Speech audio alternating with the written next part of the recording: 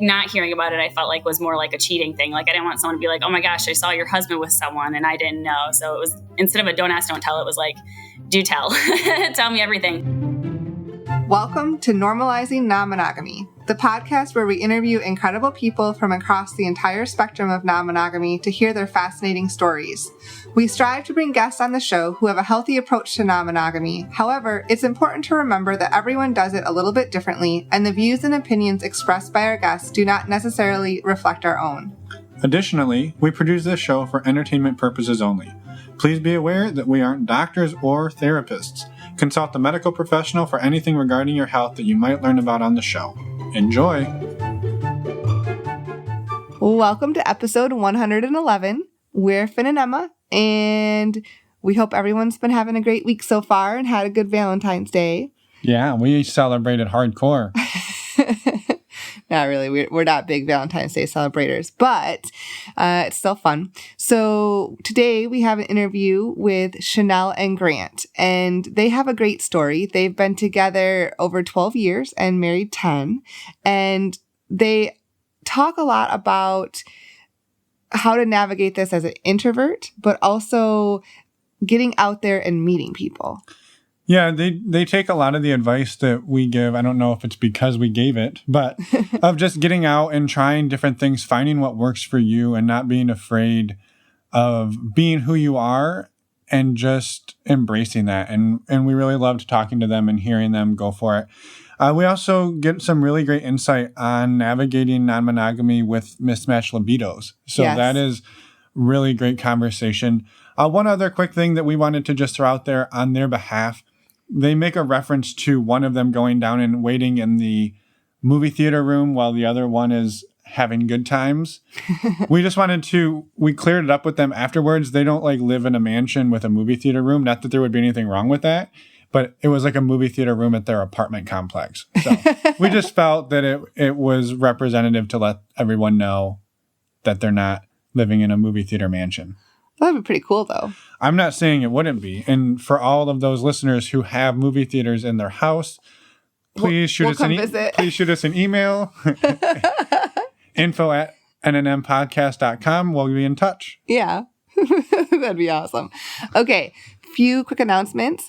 Our next Patreon Q&A call is going to be on February 26th. That's a Wednesday at 9 p.m. Eastern and again at 9 p.m. Pacific. If you don't know what we're talking about, please, or if you want to join, we'd love to have you.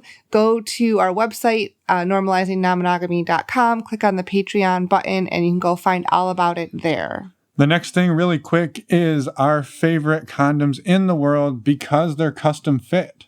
Well, if long as you're one of the 60 sizes. But let's be honest, they're pretty much custom fit. We've been working with them for over a year now, and they're a great sponsor of the show. They make, again, custom fit condoms, 60 different sizes, and they've got tools to help you find what works best for you. You can save 20% if you use our code NNM podcast when you check out. It lets them know that we sent you, and it saves you 20% and gets you free shipping. I think you get the free shipping anyways, but not the 20%. Yeah, so use the code. Check them out. They're awesome. Support what they do, and we thank you for doing that. And finally, you may have noticed that we've been releasing episodes on Fridays the last few weeks. These are part of our new Focus Friday series. And while we realize that we're putting a lot of content out there, we're really excited about this new series. And it is specifically based on a topic, or a discussion based around a topic, I should say, rather than a traditional interview. So this Friday, we have a Sexual Health Part 2 conversation with Courtney Brame. He is the founder of the nonprofit and podcast, Something Positive for Positive People. Absolutely. So thank you to him, and thank you to all of the guests who contributed to that. We're so excited about putting it out there, and we hope you enjoy that. One last time, if you want to find information about that, any of our previous guests, any of the things we talk about on any of the shows, in your podcast player below, there's show notes with some links, and there are links to our website, normalizingnonmonogamy.com, where you can find full details on everything we talk about, all of our favorite resources, including custom fit condoms. And including, you can download actually all 10 of the Focus Friday series right there from our website right now. Yep, right now. And you can see pictures of our guests past, present, and not future ones, but but definitely today's and most of our past guests. So go check it out, and we will see everybody on the other side. Thank you for listening. Yeah, let's go talk to Chanelle and Grant. Perfect. Well, thank you both for coming. We pried you out of bed early after a long night at the club, huh? A little bit. We wanted to wear sunglasses, but yeah. Well, we don't record video, so you can put a pillow over your head if you need to. Yeah. Welcome to the show on this Sunday morning. We're excited that you're here. Hey, we actually learned funny story. You were at the club last night, found out with two former guests from episode 23 that were on. So, yeah, we recognize. Fun time. You even looked up their episode real quick. I memorized it. So, yeah, welcome both of you, Chanelle and Grant, for coming on. Do you want to tell everybody, including us, a little bit about yourselves, since we don't know that much? Yeah. My name's Chanelle, and I am a CrossFit coach and a strongman coach. Do a little powerlifting, and I could coach bodybuilding, personal train people. Sure. But anyways, and I just finished my massage therapy program, and I'm taking my licensing exam next week. So hopefully I'll be a licensed massage therapist here soon. Wow. Cool. Congratulations. Yeah. Yeah. My name's Grant, and I've worked jobs as teacher in a couple different facets, a professor for a little while, and now I've transitioned over to being a full-time CrossFit coach. I really enjoyed teaching in the health and fitness sphere. So that's kind of where I've gravitated towards. And that's pretty much our full-time gig all the time now is coaching people in movement and health and fitness, that sort of thing. So yeah, that's kind of our daily life. And we're here in Columbus, Ohio, and that's what we like to do. So how long have you two been together? We have been. And how'd you meet? Maybe. Yeah. So we met. We've been together for 12 years now. 12 years now, married for 10. Yeah. And we met at Western Michigan University. So we met in college. And like I said, the been monogamous for the first 5 to 6 years. Yeah. Just the two of us at first. And then even then, the next couple of years was like a 3-way, maybe 1 year, and then maybe another 3-way the next year. And we really just opened up and really started exploring what we like and wanted to do in our open relationship the last year or two. That part's pretty new. Yeah, very cool. And so what was the catalyst behind starting to explore, starting to leak those 3-ways in the annual we had kind of talked about this quite a bit, trying to diagnose where that really started at. And the two things that popped out were, in college, we had some very good friends from home who were gay. And when we, hung out with them and went to Club Spiral there in Lansing. We got married really young. So we got married at 21. One of the interesting things about that was it was more comfortable almost to go because, the music was better. We could hang out with each other. Chanelle didn't have to worry about, guys staring at her or uncomfortable conversations at the bar or something like that. But what that gravitated into was really good friendships there.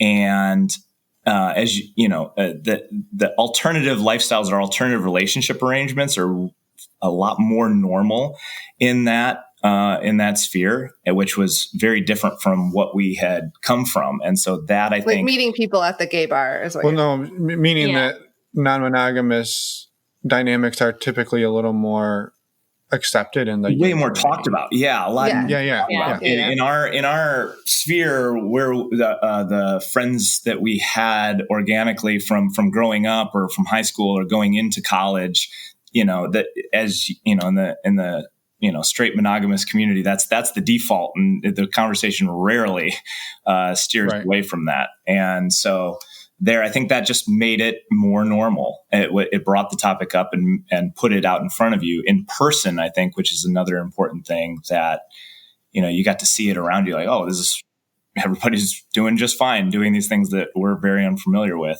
And so I think that planted it. And then we had Thanksgiving, I think.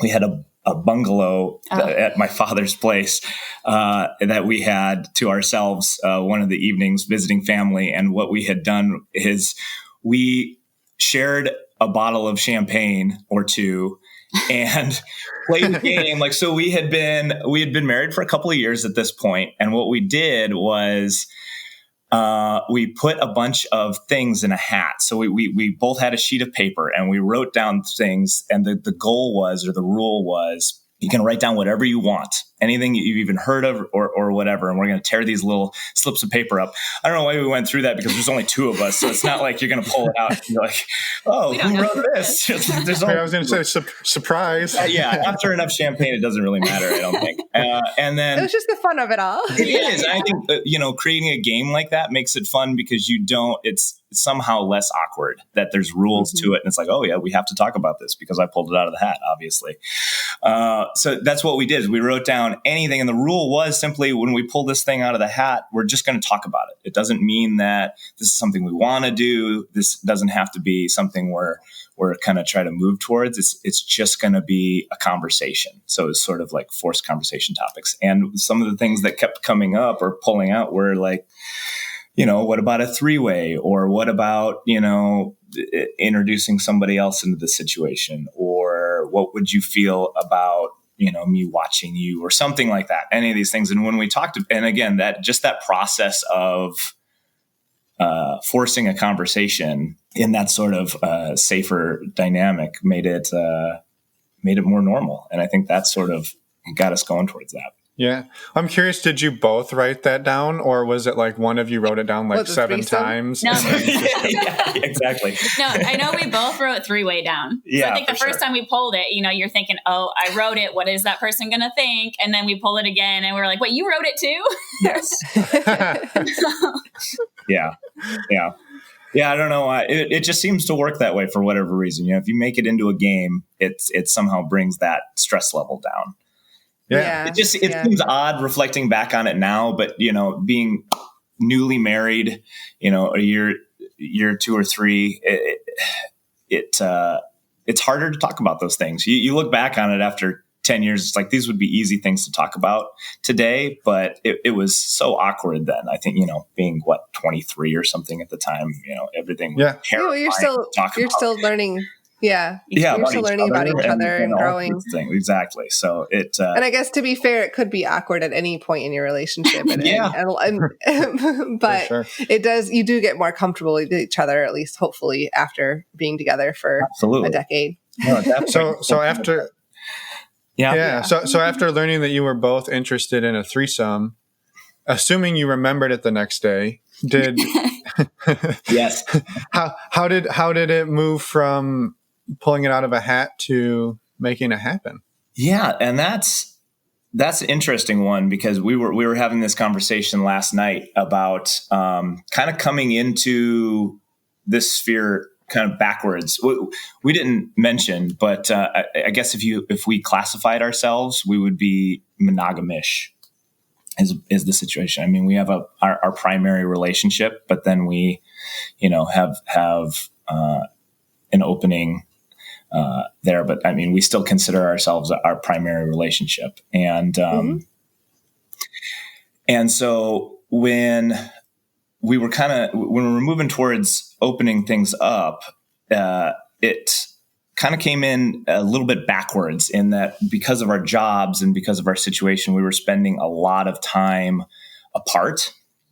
And so I think that's what ended up edging things closer towards actually turning it from conversation into reality is these sort of conversations of, hey, we're going to be apart for, this protracted period of time. What do you want to do? Especially in the situations we were in, you could see people to your left and right who are having, in the same situation, having major relationship issues because that conversation had not been had, And so I think that's kind of what was the catalyst to start that, realizing, hey, we're not going to see each other for a little while. We've talked about this before. What would you think about if I,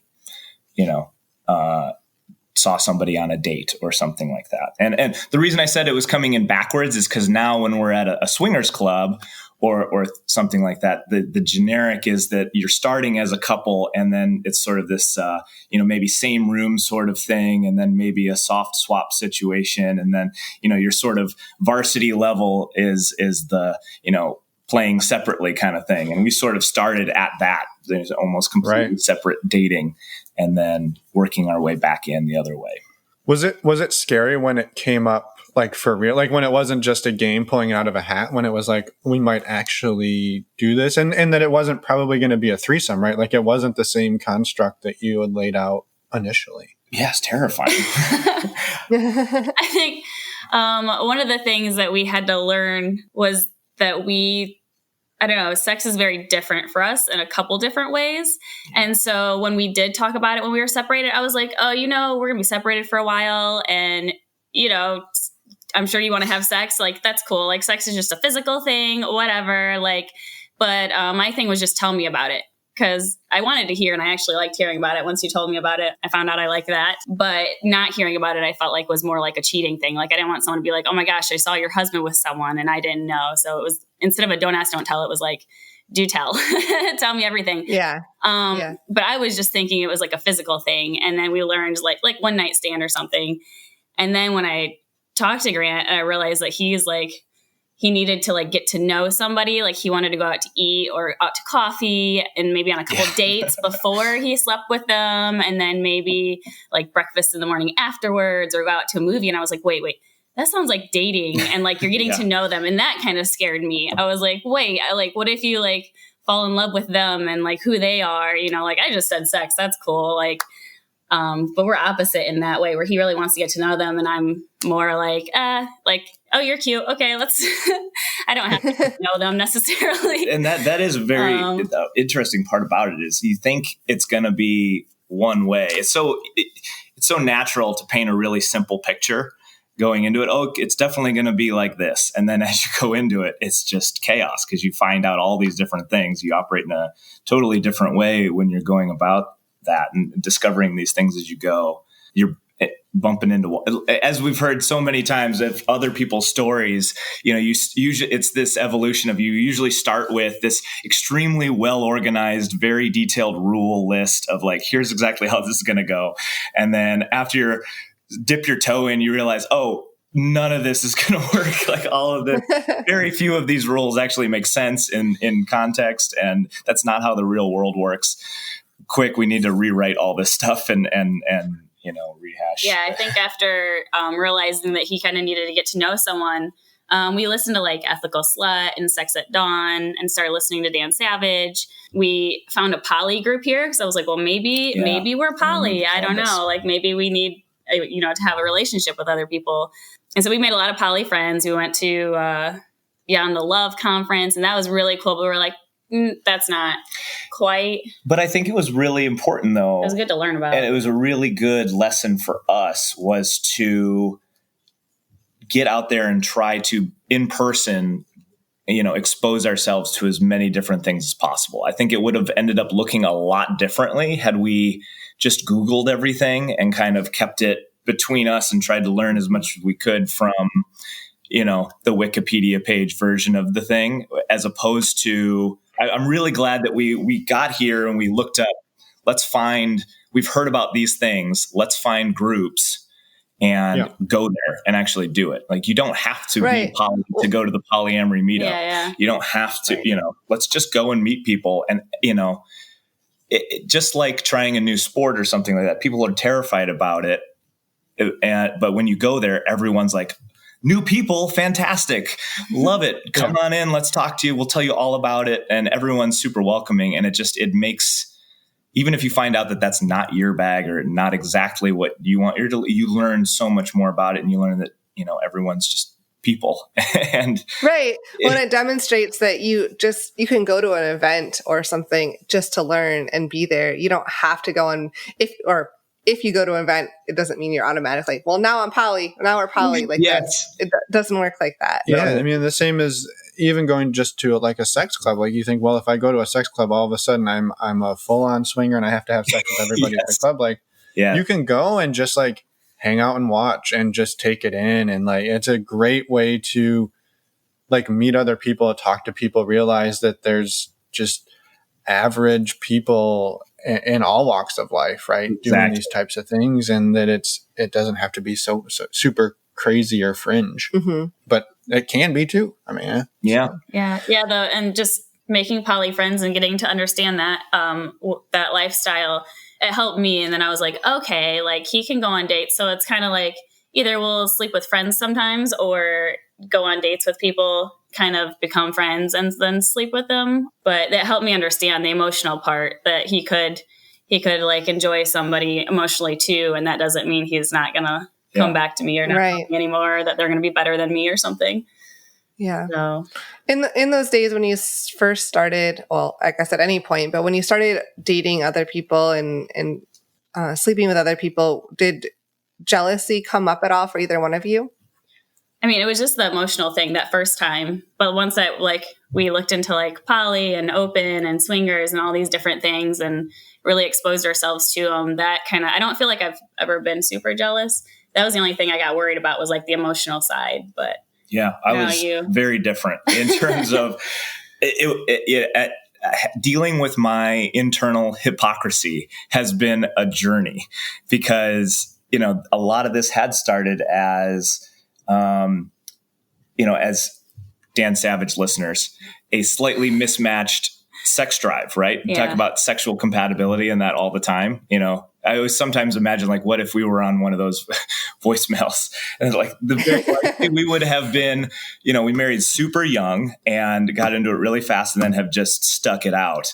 And very likely, we would have been, slightly mismatched in that, my sex drive is a little bit higher, and I used to think it was high. And then, you get into the communities and you're like, oh, nope, mine's not as high as I thought. That's not at all. But a little bit different than Chanelle's. And so that had how we had gotten into that kind of formed around that. And like I was saying, my internal hypocrisy, and that for a while through our experiences, I'm thinking that it's okay for me to do this. And I know that, like, I'm having an emotional connection with this woman, but it doesn't mean anything in terms of taking away from our primary relationship. But I experienced major jealousy the other way, fully knowing logically in my head, thinking about it afterwards, like, this doesn't make any sense. Grant, you're doing this and it's not having negative consequences. It's not. So why are you getting so worked up when Chanelle has a connection or plays with somebody else? But taking things slow and having a lot of conversations about it and taking that time to process and think about it logically, I think has been massive in it, in terms of always making sure to talk beforehand and then always making sure to process things thoroughly afterwards, because it's, all the worst case scenarios build up in your head when you keep it inside, and that forcing a sit down conversation afterwards just to decompress makes a huge difference, because you solve a lot of those, idiosyncrasies out in your head that you worked up or made up afterwards. And I've come a long way in that, to where now it's a lot easier for us to get into a situation like where we're both playing with people and can just both enjoy it and not hang ups afterwards. Yeah, I guess to be fair, I mean, when we started, I have a lower sex drive. I'm like, maybe once a month I'm good to go. So yeah, that's what I was like. You can sleep with people. And then if I did, I was like, maybe I'm interested in women. So he's like, sweet, like the 3 ways with another woman, like that's cool. And then, I don't know. One time I was just like, hey, this guy's kind of cute. Can I sleep with, like, I might want to sleep with him. And then he was like, wait, I thought I thought you didn't really want to have sex a lot. And I'm like, I don't, but it could be fun to sleep with someone else every once in a while. You do it, That's when it kind of, For whatever reason, making the jump from playing with only other women to men and women was a major hurdle. Gotten over it, but it was a major hurdle there for a really long time. Yeah. Well, I guess, thank you guys for opening up about that, because I think that's a huge thing that people I mean, like you said, talking or listening to Dan Savage, right? He talks a lot about that mismatched libido, and that a lot of times a potential solution is opening up the relationship. I guess, do you mind talking a little more about it and like how it has gone? Like, has it helped like combat that sort of tension between the two of you? Yeah, absolutely. I think it's helped amazingly in that it creates a dynamic for you to deal with it in terms of, I think if you can, I'm trying to think of, the best way to put this in terms of, it's very complicated. All of these circumstances are naturally very complex. And I think just like a challenging job or workout or something like that, once you've taken on something like that, it makes other things in your life seem less dramatic, if that makes sense. So from going through these experiences together, from having, some feels, some, a reaction to, oh my gosh, this happened. I need to unpack and process these things. Once you get through that and out the other side and realize you're still okay and alive, it makes your relationship so much stronger. Then you run into just regular life issues. It's like, oh yeah, well, we got through that other stuff, which was way harder. Right. This is really easy now. I think everything you survive makes your relationship that much stronger. I think opening up the relationship forces, in some ways, situations that you have to adapt to. And I think, we can only speak for ourselves, but I know, at least with a lot of our other married monogamous friends who don't know that we're in the lifestyle or aren't keyed into this, you see quite a lot of where they're able to go for a very, very long time without any ripples in the pond, rocking the boat. And that then when something does come up, it becomes a really, really big deal. And I think that has been one of the things that's galvanized our relationship. And to many outside observers, it's like, wow, you guys, really communicate well or get along really, really well. And it's like, I think a lot of it has to do with the fact that, on a, couple times a month basis, we're having to unpack and navigate through a very potentially complex, emotional situation. Right. And if you're used to that, then other stuff is easier. Yeah. Well, and I'm curious on like, I guess on Chanelle's side, when you having the mismatched libido, right? That I can see how there would tend to like be like this pressure, like, well, I'm okay once a month. Like that's fine with me, but I know he wants it more. Right. Yeah. And now that he has sort of an outlet for that, has that, like, I don't know, has it been like a relief almost? Yeah. I feel like we kind of initially found in my head, not that I said out loud, but it was like sex 2 to 3 times a week, usually on the weekends or busy during the week. But I was like, like even if I'm not in the mood, I'll initiate, or if he initiates, like, okay, I'll go with it, because I was like, even though I get into it usually after it starts, but like just craving, like I want to have sex, like maybe once a month. But I was like, I know he wants it like every day. At least that's what I thought in my head in college. I'm like, he could probably have sex every day. So like, if I can at least have sex 2 or 3 times a week, I feel like we found kind of a middle ground. But after opening it up, and then he can have sex with people when he needs to. And then I love to just, Netflix and chill with the dog. And that's great. And that's funny when we do tell people that know about our open relationship, and they're like, but that's not fair. He's sleeping with a bunch of people and and I'm like, yeah. And I am curled up in bed with my ice cream and my puppy, and I'm watching Netflix, and this is awesome. Like, I love this. He gets to do that. And yeah, I don't know. I didn't see it as unfair or anything. So, and it definitely, it took some pressure off me not having to be like, all right, I need to have sex at least twice a week so that I know he's happy. Not that he ever made me or anything, but. Right. But it made you more, I guess, kind of a relief about it all. Yeah. Yeah. Like feel a relief. Yeah. Well, and it sounds like you learned a little something about his libido too, that it wasn't necessarily every day. Yeah. Yeah. Yeah. Well, and I'm curious on the flip side, and to talk on Grant's behalf, because I can hear some people being like, feeling like you're pressuring your partner into this, and I would have to venture a guess that like part of this was for you feeling somewhat guilty that you didn't want to pressure into it. You didn't want her to feel like she has to have sex with you. And then if she does, like, you're kind of like, well, does she really want to be having sex with me? Like you said, you got into it, Chanelle, but right. Like, Yeah.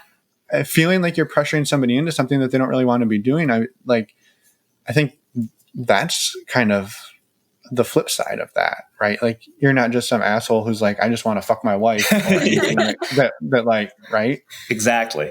No, I think we can laugh about the, upbringing and kind of our relationship dynamic is, I'm from a single parent, background with my mom, who is extremely, independent, strong-willed, outgoing, feminist, so I've had it hammered into me since adolescence that you will be extremely nice to women. You will only ever, you will always ask permission. You will, every time I had a girlfriend home, my mom would always like pull her aside and be like, is he doing this? Like, is this happening? Good. Right. Yeah, because she was never protective of like her baby boy. It was like talking to my girlfriend or, my wife, like, hey, is all of this happening? Like, is he checking these blocks? And so, that's always been an interesting thing that, like initiating first, I think how long did we date? A while before we 3 first years. had sex. Before you were like, sex, yeah. Like 6 months or something like that, where, even though I have a higher sex drive, I've had come a long way in terms of learning how to ask or initiate versus just kind of like passive aggressively, like going through and hoping that it happens at some point. And that, like I said, can lead to, you're saying, having a positive or healthy outlet in your relationship now. It can lead to frustration if you keep that all pent up inside, if you have a high libido and you don't learn how to healthfully ask and or initiate that sort of thing. So I think it was frustrating for you too. Like Ben was saying that you wanted to, but you didn't want to pressure me to. Right. And then if I didn't enthusiastically say yes, you were like, okay, never mind. Yeah. I'm like, no, but you want to. And you're like, yeah, but I know you don't want to. So it's fine. That was a big bump in our relationship to work through, was that, I always wanted it to be, an enthusiastic, yes, absolutely. I also want this equally as much as you do, but that's not. Yeah. But then we're on because otherwise you almost feel like you are forcing her if it's not enthusiastic. That is the biggest turnoff I can imagine. Yeah, exactly. Yeah, exactly. For sure. Well, and it's interesting. I can see from your perspective why you had a little bit of like jealousy issue when she finally came and was like, oh, there's this guy I'm kind of interested in. Yeah. Because I could see how you'd be like, well, you're only interested in doing this roughly once a month, and now you're going to do it with him. So now I gotta wait. I gotta wait 2 months for this shit again. That's exactly. So that is exactly yes. That is exactly it. Yes, and just from learning empathy in terms of seeing things from a different perspective, in that, for Chanelle, this is sort of like we're out, we're having fun. I want this fun story to tell. I've had a couple drinks. Let's just have this fun experience. Whereas in my circumstance, like, I want to make sure we had an experience. I could tell that story as an example. Like, we had an experience at Princeton where we had met a couple online and gone there, and it was fun, but we had back and forth conversation. But like, I could tell that the lady of the other couple, there wasn't a whole lot of chemistry between her and I in terms of like but you could tell the conversation was moving towards like, okay, we've come out, we've paid entrance to Princeton, we've had a couple of drinks, like, are we going to do this? And it was a terrible experience for that, because I didn't have that emotional connection. But from that side, though, when Chanelle has that experience, it's just fun for her in that instance. But I had glommed on like, oh, well, you must have had an emotional connection, with this person, but then realizing that, no, it's different for us, Right.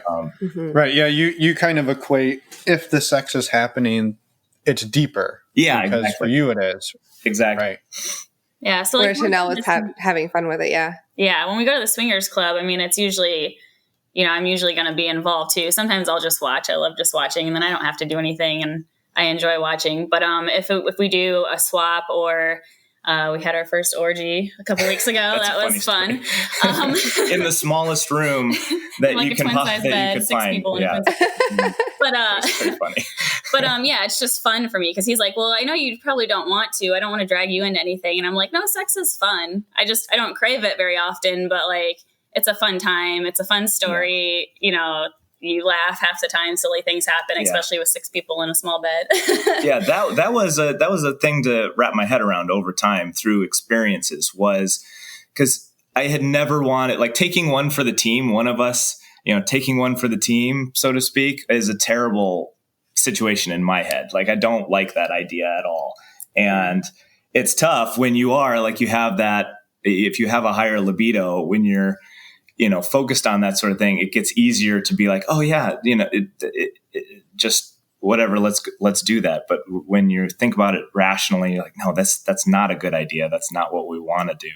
Well, and being that she's often, like she just kind of said, right? Like, no, I have a good time. It's fun, but I'm not going to like go and necessarily initiate it. Like, I can see how it would often feel like she was taking one for the team. Yeah, right? exactly. And like, You're right. and you would be concerned that was happening. And honestly, like, I will say this is something that we have had to navigate ourselves, where we'll be like, well, what are you interested in doing? And it's very indifferent response. Sure. Typically from Emma. And it's sort of like, well, if you don't want to do this, like, let's not do this. But but to be fair, I'm also like that in all of life. Yeah, with everything. Like, what do you want for dinner? I don't know. It's something that's not exactly a great, it's not a great trait. I'm working on changing some of that, but So we learned that, like, for Grant, it has to be a hell yes, but not necessarily for me. But if it's a hell no, you know, like, I'll say no if I'm like, no, I'm not interested, or no, I'm not feeling this, or no, I don't want to do this. Like, for me, if I say no, then it's a no, but you need like a hell yes, not like a maybe. Like me, I can be like,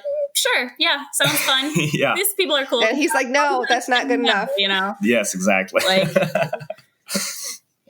I don't know. It's super fascinating to me that, like, the person who's worried about the other one taking one for the team is kind of like, hey, if there's no like major red flags, like, we'll do it. We'll have fun. Like, it's just another thing we'll do together. Like, I don't know. It's awesome. I don't know.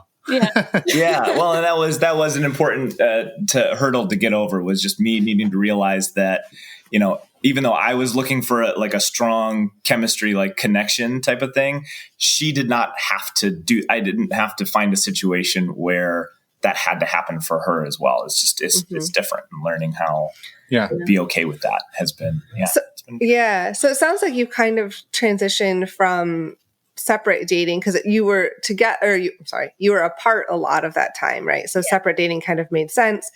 Now, are you still separate dating, or are you mostly like going to the swingers club together? Recently, mostly the swingers club. The dating kind of comes and goes, just if you meet someone. I guess we could, this could segue into our technology talks. Hatred. I mean, like, cause, you know, trying like, what is that, Bumble and Tinder and stuff, so that he could find. And that's actually where I was going to go. I was asking about how you're meeting these people. Yeah. So that's how he was meeting people to date. Okay. What am I trying to say? Date separately, or like, not occasionally. What's that? Casually. There you go. Yes. Date casually for a while, and they would like come, and it'd probably like be dating for a couple months, and then it just kind of fizzle out. And, you know, for a while we wouldn't be doing anything. We didn't close a relationship, but it'd just be us. You know, life gets busy, and then maybe he would talk to someone again on an app and date for a while. But like, the app thing got frustrating. Yeah. It's turned out to be so much nicer to just concentrate the effort into a single in-person face-to-face event, I guess. And instead of, you know, with how busy people get, right? Everyone's really, really busy. It's nice to just set aside this very specific block of time. Like, okay, the weekend, this Saturday, we're going to go and have fun, you know, and do this there. Versus it sort of bleeding into the rest of, which just didn't work out for us. We've tried it in that sort of way, and it just ends up taking over a lot of other things, or interrupting a lot of other. And by what you mean is like constantly texting or talking on an app or something like that. Yeah. So it was also, I thought, kind of unhealthy in terms of me having like a Tinder profile, or being on Bumble or something like that. The communication there was not great. It was very hard to figure out how you wanted to explain your situation, right? That tiny little blurb text, summarize yourself. Like this situation is really complicated. And if you fill all that stuff out, you're immediately like, no, that's too complicated. You're being swiped left on constantly. It's too much and it's too complicated to summarize in that little blurb. On a personal note, though, the other reason is because I have a very obsessive personality. Like I do a lot of things very intensely. And so I found the way to get more things done is to have fewer things in my life. And so I can't partly do Tinder, right? I can't partly do cookies or chocolate or something like that. Chanelle has it hidden in a place in the house because she knows how to like have a little bit every once in a while. If I know something's in the house, it's talking to me from the fridge. Grant, come and have one. It's no big deal. It's just You're describing our situation perfectly because it's the same way. I have to hide things from Finn. Yeah, same thing. If Tinder is on my phone, I will check it 150 times a day. And so it just became to where the metaphor or the analogy I used in my head that kind of set me straight on it was if someone was standing next to me with two stopwatches and every time you were just kind of using the technology, but nothing was really happening, one stopwatch was going. And then the actual meaningful experiences that resulted from this was the other stopwatch. And you compared the time on those two things, how much would you have on that wasted stopwatch? And I was like, it is too much of my day that we could be doing something else. And I'm sure many other people can navigate that in a lot more of a healthy manner. But I just, from self-critical analysis, I was like, this is not working out. Got to get it going. Also, the way he tried on the apps to say that, hey, I'm married, we're in an open relationship, and he wouldn't get like anything because they're like, no, you're probably cheating or you're lying. Or, you were a liar until proven innocent, generally. So then he would try to just be very vague, like put one sentence, like, I like walks on the beach or something. I don't know. And then he would go on a couple like coffee dates and meet ladies and then eventually say that he was married or open. And then they'd be like, nope. And they bounce, so you're just like, this isn't Tinder and Bumble's not the greatest place to try to do this. But to be fair, on that note, the times when it did actually work, I've had one or two outside relationships since being here in Columbus. And it worked in terms of being open and honest at the face-to-face interaction. Trying to explain the open relationship or the open marriage on Tinder or on the app doesn't work, or at least in my experience did not work. It was when you got, you're not lying, you're not making something up, but you're getting a face-to-face interaction as quickly as possible. Hey, let's meet for coffee. And you tell your situation. Yep. I think when you're looking at another person and they're telling you these things, it makes a huge difference. And that's been the circumstances where it has actually worked out is to do it that way. There's just so many assumptions and chaos that happens when you're trying to, do it over a text. Yeah. Mm-hmm. Absolutely. Yeah, it's a great tip. Yeah. So if you don't use the online dating apps or I guess any of that, how do you meet people then? Just like at the swingers club or? Yeah. Yeah. I think that has been in our personal situation, because we don't generally have ongoing outside relationships happening on a regular basis. The easiest thing we found is to, compartmentalize it to, essentially scheduling the open relationship time, which is, okay, this Saturday we're going to Princeton, we're going to have a really good time. And then we can get back to focusing on, our training, our schedule and other things like that. It's just been nice to go there, go to the club, meet people in person. And a lot of times on purpose, we will go with no set agenda, right?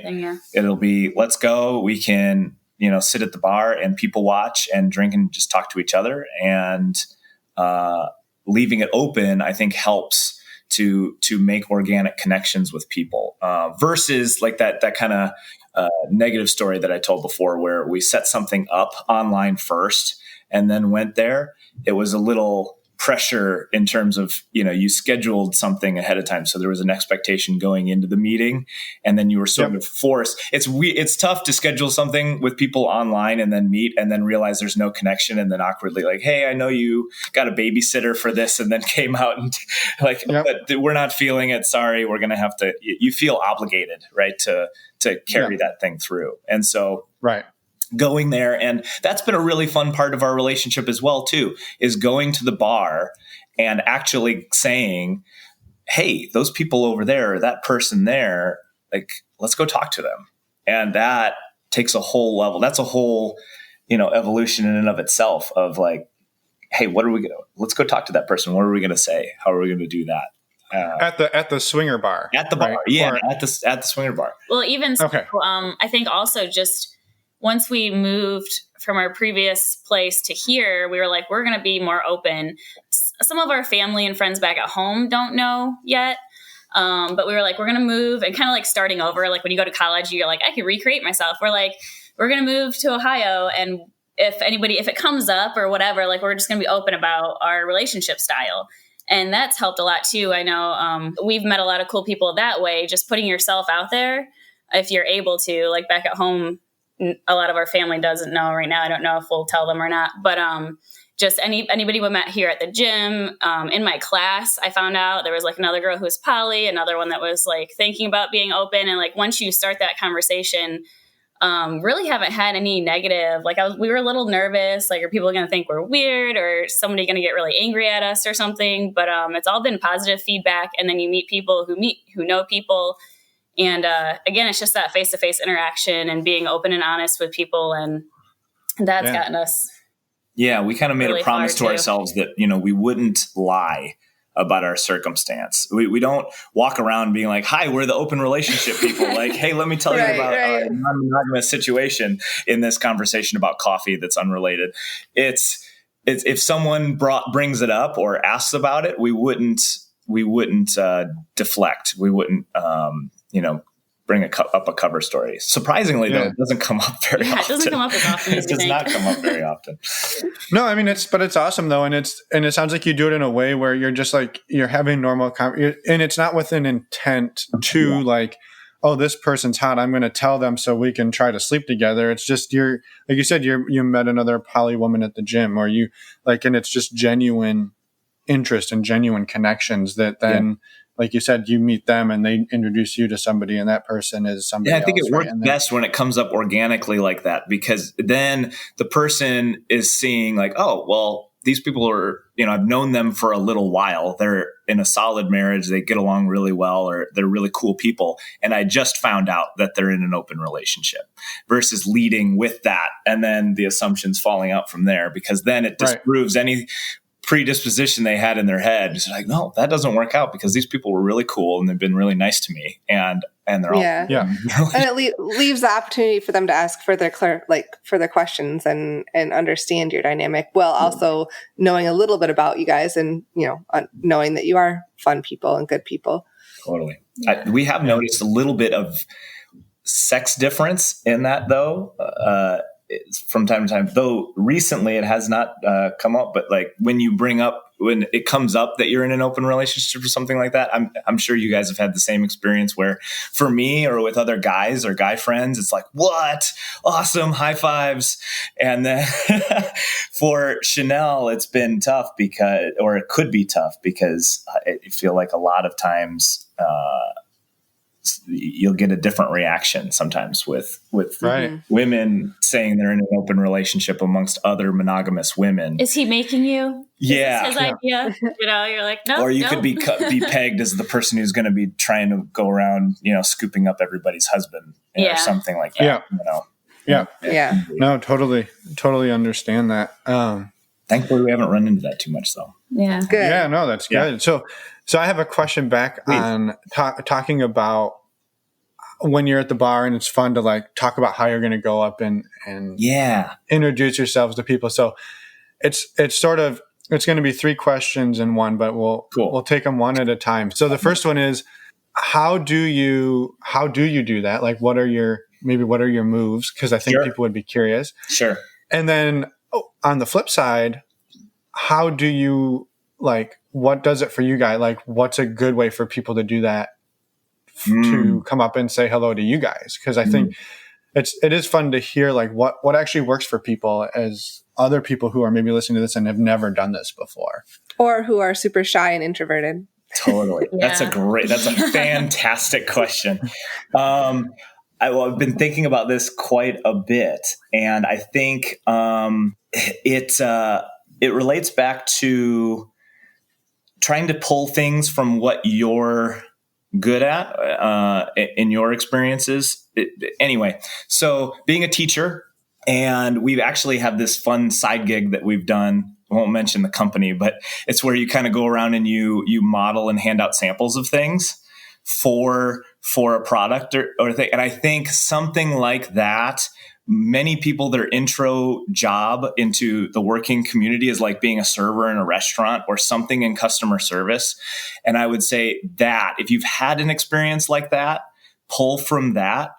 And if you haven't, you need to go do something like that. Take an improv class. Like I bet you'll find like an improv comedy meetup or something like that. Go do something like that where you have to just out of the blue pull a conversation out and walk up to somebody and start something. And even more so that you're getting told no a lot. And this is something that we just actually had this conversation yesterday with some other podcasters about. Yeah.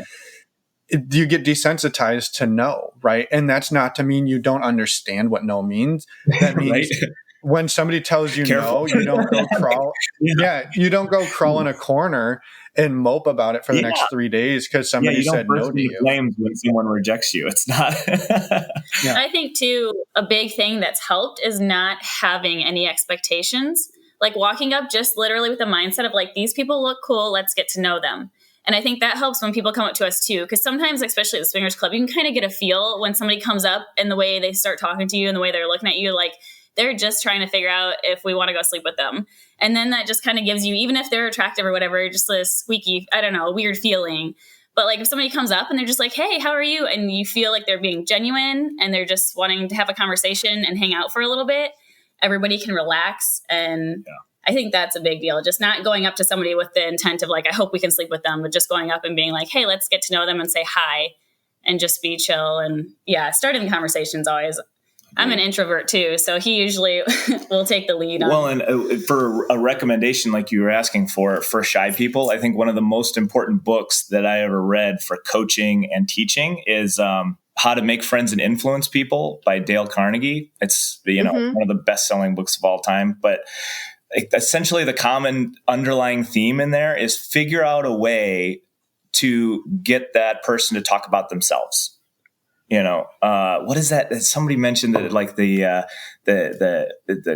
mission statement of Mary Kay or to their salespeople is pretend like every person that you're talking to has a sign around their neck saying, that they're very important or that, I'm the most important person here, or something like that. I'm misquoting it. But in other words, that person's very fascinating. They're really interesting and they have a story to tell.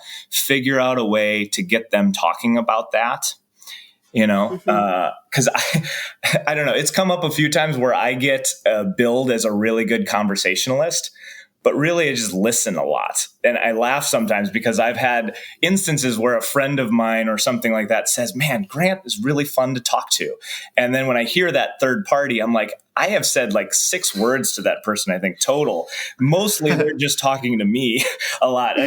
Learn that active listening and like, how to be genuinely interested in that other person's story. By the time they're done talking, they're like, wow, this person's an amazing conversationalist, and you haven't really said much of anything. You're just listening.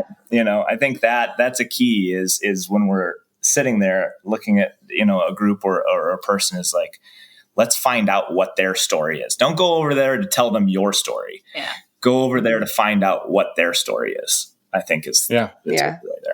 Yeah. No, that's awesome. That's really good tips. And I think it answers both ways. That sounds like that's what you guys do. And that sounds like that's what works for you as well. Yeah. I think that satisfies kind of all that stuff we were talking about before too, is because if I hear if we hear a really interesting story and learn about somebody, Chanelle gets a really cool experience and story to tell, and I get that emotional connection versus, when there's no conversation, right? I get that, emotional thing that I'm looking for, whether we can make that connection or not. And then, Chanelle gets the great story with great context. So I think it satisfies both of our situations pretty well to just learn about other people. Yeah. Yeah. I think I still find it awesome that you both have you can go into roughly the same experience with two, like you just said, for me, it was making a connection and she had a great story and a great time to tell. I find it so fascinating that there's two completely different paths happening, but you guys are on the same twin bed with 6 people. I think that's just awesome. That was really funny. Or that's the other trick is usually at a swingers club, they'll give you a tour, right? That somebody gives a tour, but if it's really busy, and that's how we met the group that we had the orgy with, we just went up and we're like, hey, how about we give you the tour? And so we walked up, grabbed them, and then walked around the place. Smart move. Yeah. So just pretend to be the tour guide. Yeah, even if it's your first time. Yeah. And this is another room. Exactly. Yeah, that works. So it works. You said your question had 3 parts. Yeah. So the third part was what makes a hell no for you guys? What would be the not an accept? What makes a hell no? Man, just at least from personal experience, that's a hard thing to put into words. I think it's more of a gut reaction than anything else. It's more of just a feeling that you get. And you learn to try not to. That's been the toughest part, because being in polite society and trying to be really accepting of everything you come across, it's very tempting to shove that feeling way, way, way down and ignore it. But realizing that when it comes to your own, personal interaction at an intimate level, that's okay. A little bit of listening to that gut feeling of, this doesn't feel good. This doesn't feel right. And I think to the maybe with time, the maturity or to kind of calm yourself down a little bit and realize there will be other instances. Like Chanelle put very, very well, is to have no expectation, right? It can easily get into your head, especially if you're really fired up for that night, to be we got to make this work. This has got to happen. And it gets easy to ignore that gut feeling that you get. And so I think listening to that and being true to that, at least off the top of my head, that's a hell no for me. And learning not to ignore that. I think some other times you'll get a sense of where, especially at a swingers club. And again, I'm trying to do this without I don't want to, denigrate how anyone else goes about this sort of thing. But sometimes you'll get a feel that, one person's there sort of under duress a little bit, and that this is one person's sort of gig and the other person's kind of along for the ride. And that's.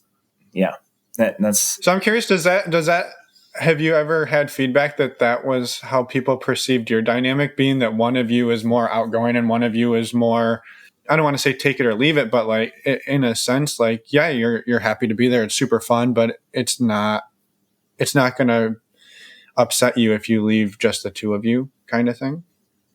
Nobody's told us that. I wonder if they've ever felt that way. Yeah, the closest thing to that I've ever gotten, or that we've gotten, is in the few instances where we've explained our dynamic to someone in our regular lives. I have a friend a coworker of mine who knows, and for him it was really interesting to get over the idea of Chanelle going down to the movie theater room and watching a movie while I'm up here with a date or something like that. And that concept of, man, we want everything. I think it's a very natural human instinct to want everything to be fair, or at least when we frame things, wanting things to be even Steven. And if it doesn't, that kind of rubs people the wrong way sometimes, and not realizing that that's not how fair works, or that life isn't fair, and that's not really how that works. So I think that's the only time we've gotten something like that. But no,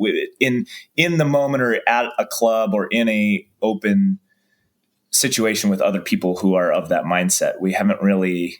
Maybe we just put on a good front. I guess that we've never really gotten a reaction like that. I don't think. Mm-hmm. Yeah, that's good. Yeah. Well, and now you can tell them to come listen to the podcast. Yeah, exactly. Actually, yes, we did. We had the couple that we met last night. We definitely, and the bartender and a lot of the other people in the bar definitely know about your podcast at this point. Yes, we're supposed to. Oh, yay! Yeah. Shout out to Princeton. And the people we talked to last night, they gave us, what were their pseudonames they wanted us to use? Jacqueline and Emilio. Yeah. Jacqueline and Emilio. Yeah. That's not their name. Just to shout them out like that. So very cool. Very good. It was a good experience. It was fun. And getting more people to listen to these sorts of things and learn, because even at Princeton, even at the sex club, you'll meet people who maybe they only go once or twice a year, or maybe, this is their first experience with things. They're brand new to this stuff. And so, that's actually, not to change the subject too much, but that was kind of a weird circumstance last night. Is we're in this process now of where we're having, instances where we're the more experienced people in the situation, and that's really weird. Awkward for us now. We're like, we were at the bar saying goodnight, and like we were heading out, and they were like, man, we really liked it how you asked, hey, are you guys okay if we switch? You're like asking for consent or asking a circumstance, and they were like, that was really cool and really mature, and we're always kind of wondering like how to go about that kind of thing, and that was really cool. I was like, did we just, we're so used to just sort of like going in and like letting other people dictate the situation, or like not being the most experienced people in the room. And that was kind of eye opening. Awesome. Yeah, well, that's cool. Yeah, thank you for being ambassadors for consent. Yeah, awesome. and for our show. Yeah, and for the show. So now it leads on to the question. How do you ask for consent and keep it sexy? I don't know that, right? So there's some people who will say, oh, well, consent doesn't need to be sexy. It's mandatory, right? But I think there is a fine line between like, you can still make consent a little bit sexy and keep it fun and light. And it sounds like you two nailed it. So how did you do it? I don't think I make it very sexy. Half the time I make everybody laugh. Yeah. And I think that's another good way to do it. Yeah. Yeah. But that's good. Humor is good too. Yeah. The like orgy situation, we were, like you said, it was like a twin bed, and we could all made our way into the room. It was like one of the only rooms left. And everybody's like kind of like standing around a little bit, and maybe like, can I kiss you? Can I do this? And I was like, I don't know exactly what I said, but I was like, does everybody consent to have fun tonight or something? But like, just trying to get people going, because everybody's like so nervous and kind of like, how do we start this? Chanelle likes to go to bed early. So a lot of times she'll just be like, hey guys, we got to take it. Like, you want to do this? Is either happening or it's not. We're all taking our clothes. Are you good with this? Are you good with that? All right, you go here, you go there. She's like, we got to be in bed in a tight 45. So let's make it happen. We're not dragging this out any longer than it needs to be. And I want to have fun, but I want to go to bed. And to your point, I think, on the idea of making it sexy, I think that what we realized was that everyone wants context and guidance anyway. I think understanding that everyone in the circumstance really actually wants that to happen. That's when you're in that conversation, when it's sort of happening organically, and then there's those pregnant pauses that start happening after you've had a couple of drinks, and like the conversation's been going on for a little. There's these pregnant pauses, and guess what? Everyone in the circle is waiting for someone to be like, hey guys, so what do you think about going and getting a room? What are you guys comfortable with? I feel like this, talk to us a little bit about that. Like everyone's waiting for someone to say that. Yeah. And doing that, I think practicing ahead of time maybe is a great way to do it. Rehearse a little bit so that you hear yourself saying it, so it doesn't come out really awkward. But just and it will. Yeah, it will for sure. I just think knowing that everyone wants that to be brought up. And it makes everyone way more relaxed. It's way better than awkwardly going back to a room with a bunch of people, not having talked about it ahead of time. And then you only need that experience once where you're just fumble fucking your way through a situation with no context or previous conversation. You're like, that wasn't that fun. You know? Well, yeah, and knowing like, well, what are you into? So I know what I can do, what I can't do, what I shouldn't do, what you don't like, right? So like having all those conversations makes the whole experience just so much more relaxed and enjoyable. Relaxed. Yeah. I think that's the best word for it. Yeah, as soon as you say it, everybody sighs relief. The tenseness goes out quite a bit. It's great. Yeah. Awesome. Yeah, cool. How about, our favorite question, have you had any bloopers? Oh man, were you going to say something else? About this beforehand. We were like, we know the blooper question's coming up, so we were thinking about it ahead of time. Yeah. So when we moved here, there was Princeton and then the Pineapple Club. So this was at the other club, and we were like, I think it was kind of early, and we went upstairs to where all the rooms are and did our thing. And then it was really dark, and we were like, the old club we used to go to in another state had baby wipes in every room. And so we were like looking around, like, where are the baby wipes? And there were none in the room. So Grant was like, oh, I think I see some across the hallway. So he scatters across the hallway, grabs what he thinks is baby wipes, bring them back in. We start wiping up. And then I'm like, this feels weird. It burns. Oh my gosh, it burns. And he was like, what? No, it burns. It burns. They were Clorox wipes, not baby wipes. Yeah. No. Shit. And we like butt naked, run down the hall to the bathroom. And I'm like, water, I need water. I mean, thankfully, it was completely empty, like the whole upstairs. But it was a painful situation. Yeah. Always read the label on something before you, grab it, and then burns so bad. You wouldn't want. Oh boy. Yeah, does that sound enjoyable? We had a friend. we had a friend one year at Desire was using a toy after somebody else, and they had recently disinfected it. Yeah. And didn't wait long enough for the alcohol or whatever to, evaporate and dry, and wound up ruining the evening for her. And that, so I can, at least you were done. Not that it made it any less painful, but a little water, it seemed to be okay. Yeah. Thankfully it went away pretty quick. Awesome. Well, and I think if you're okay, we would be remiss if we didn't ask you how you two handle the sexual health and safety side of things, because that's another sort of thing that we like to really promote. And I imagine if you guys are consent warriors, you're probably also sexual health. Yeah. I mean, always use condoms, and we do checks about every 6 months. It depends. Like we go through times where we're busy and we're not really sleeping with anyone else. It's just us. And then, I mean, recently my classes just got done, and it's the holiday season, and we've gone to the club a little more often lately. Yeah. So no, I'm really thankful. Chanelle is like the condom drill sergeant. Like in a room, she's going around and like visually maintaining, is that there? Is like making sure everyone's got one on. So that's really good too. It is surprising how that stuff can slip by, or that a lot of people will not ask, or that it just, there doesn't happen to be any. And that actually, going back to your previous question, is another hell no very quickly. So like, if we're in a play situation and Chanelle asks you about a condom, guys,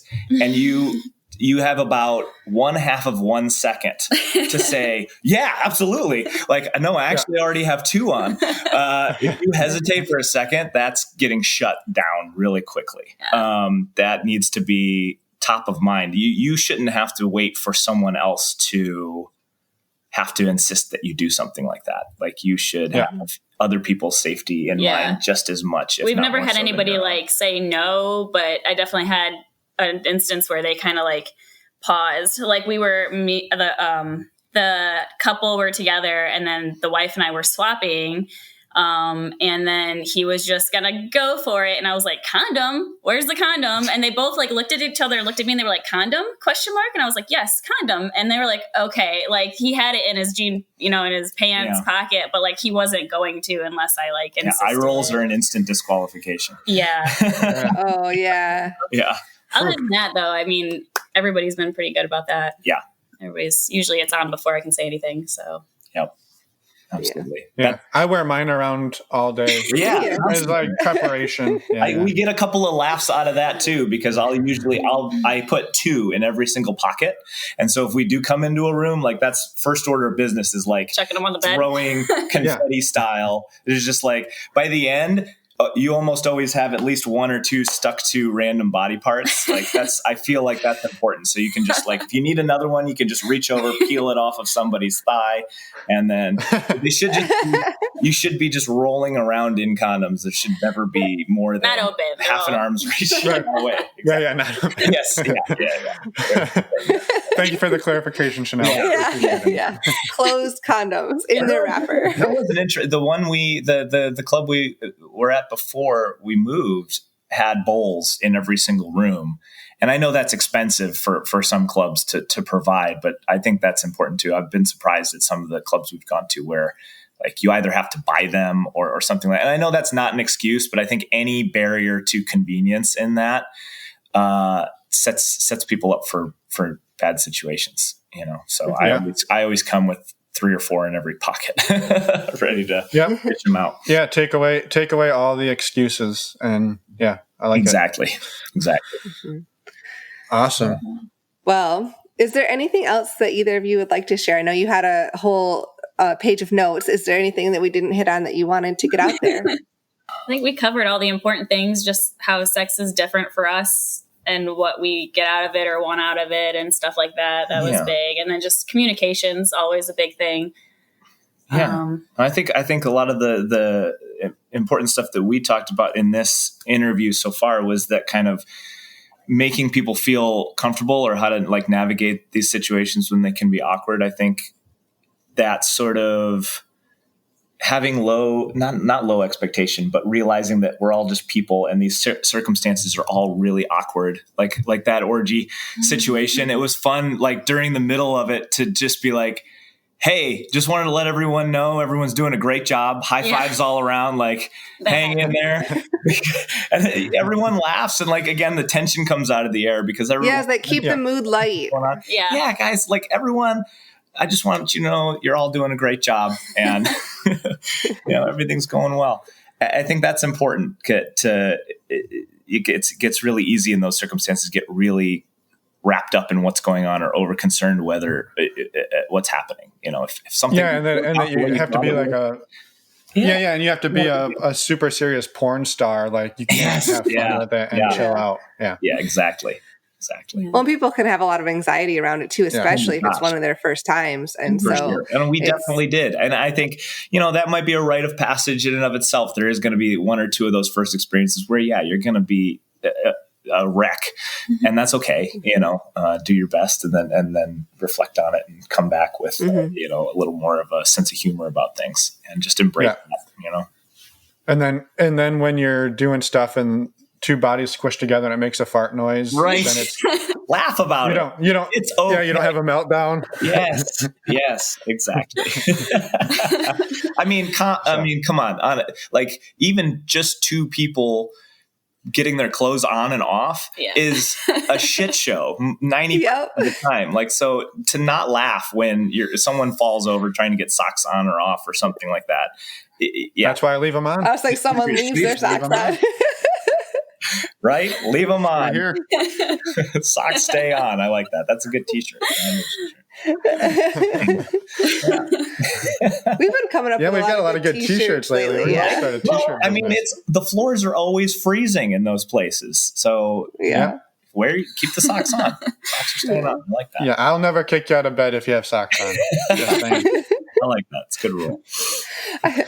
I'm just picturing me like if I wear heels but also bring socks so that I can take the heels off but put socks on. Yeah. I brought slippers last night. It was in heels the first half and slippers the second half. Yes. Smart move. No, I've learned it. That's an important thing for guys too. Like find boots. Boots are great that slip on, like things that don't have laces, and no skinny jeans. Like if you have to like fight your way out of your pants, it's not going to work out well for you. Find something that comes on and off pretty easily without, acrobatics. I wear the tearaways. Yes. All right. I like that. Very good. Yeah. Awesome. Well, thank you both. I mean, it's been fun. Yeah, it's been super fun. Good. And thanks for bearing. We're super excited. With our, addled or fogged brains from a short night of sleep and some coffee and fighting for work. Well, you did all right, I think. Cool. Yeah, in my book. So thank you both, and have a wonderful Sunday recovery and yes, many future adventures at the club. I really appreciate it, guys. Thank you so much for having us on. Thank Absolutely. you. And we're back. Thank you to Chanelle and Grant for coming on the show, reaching out, and we had a great time chatting. Yeah. And shout out to their friends Jacqueline and Emilio. Come on the show. From the Princeton nightclub. Yeah, we're ready to have you on the show whenever you're ready. And one other thing we wanted to mention, because we feel the need to just clarify a couple of things. One, Grant and I were making some jokes about wearing condoms around to just be prepared. I think everybody knew that was a joke. The only thing I would offer is that it is never a good idea to wear 2 condoms because they actually create friction and are more likely to break. So I know I don't think Grant was actually promoting it, and I would never assume he was. It was just, we didn't want somebody out to be like, I never thought I should wear 2, but please don't. Not a good idea. No. Just wear 1 all the time. Again, no. But just 1, yes. Just 1 at a time. Anytime you want. The next show. Are you done yet? The next show is this Friday. Again, as we mentioned at the top of the show, we have our Focus Friday series, and this one's on sexual health part 2. Next Wednesday, we have an interview with a woman named Jamie. Yep, and it's fantastic. She's putting together lots of in-person resources for people, so you'll want to check that out. And we'll see you then. Thanks, everyone, for listening.